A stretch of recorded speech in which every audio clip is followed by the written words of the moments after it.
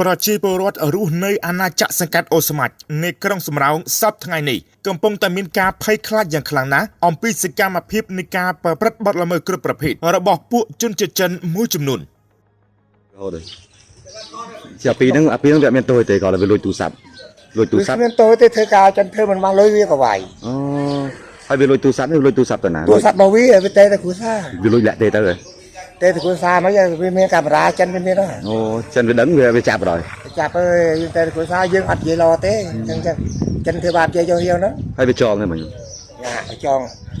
អាខ្សែក្បាត់ចងជើងណែបាទជើងចងដៃណា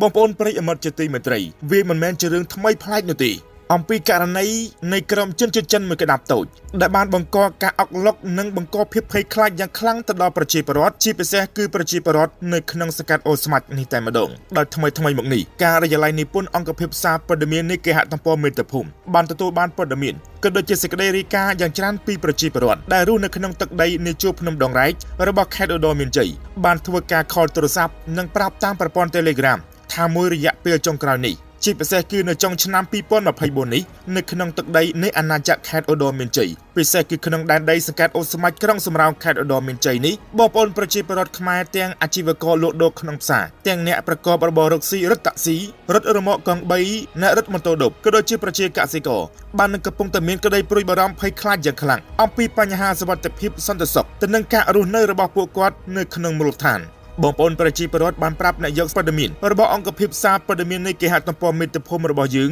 អំពីរឿងរ៉ាវដែលបានកើតឡើងដូចជាករណីជនជាតិចិនអំពីរឿងរ៉ាវដែលបានកើតឡើងដូចជាករណីជនជាតិចិនវាយកັບចាក់គ្នានិងករណីជនជាតិចិនបានចាប់ជនជាតិវៀតណាមករណីគ្រោះថ្នាក់ចរាចរណ៍បង្កការភ័យខ្លាចយ៉ាងខ្លាំងទៅដល់បងប្អូនប្រជាពលរដ្ឋខ្មែរនៅក្នុងតំបន់អូស្មាច់ប្រពន្ធព័ត៌មានពីប្រជាពលរដ្ឋបានបន្តឲ្យដឹងទៀតថាជាក់ស្ដែងកាលពីថ្ងៃទី9ខែធ្នូនៅឆ្នាំ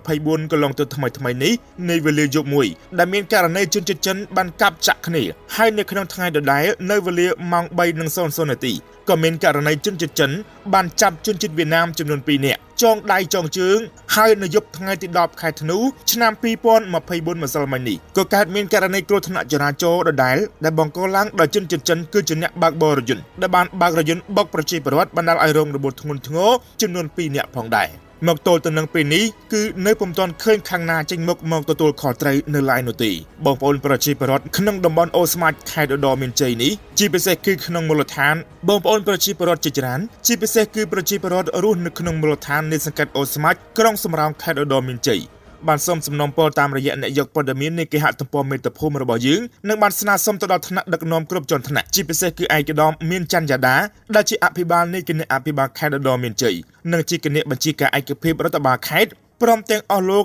ដែលជាមេកងកម្លាំងប្រដាប់អាវុធគ្រប់ប្រភេទចំណងឲ្យខេត្តឧត្តរមានជ័យសូមមេត្តាយកចិត្តទុកដាក់ចុះជួយត្រួតពិនិត្យនិងចុះល្បាតជាប្រចាំក្នុងភូមិសាស្ត្ររបស់ទឹកដីនៃសង្កាត់អូស្មាច់ផងទៀតដើម្បីធ្វើយ៉ាងណាផ្ដល់នូវភាពកក់ក្ដៅនិងមានសុវត្ថិភាពជូនទៅដល់បងប្អូនប្រជាពលរដ្ឋនៅក្នុងមូលដ្ឋាននៅក្នុងសង្កាត់អូស្មាច់នៃក្រុងសំរោងខេត្តឧត្តរមានជ័យខាងលើនេះរាយការណ៍ព័ត៌មានដោយលោកទីពីទូ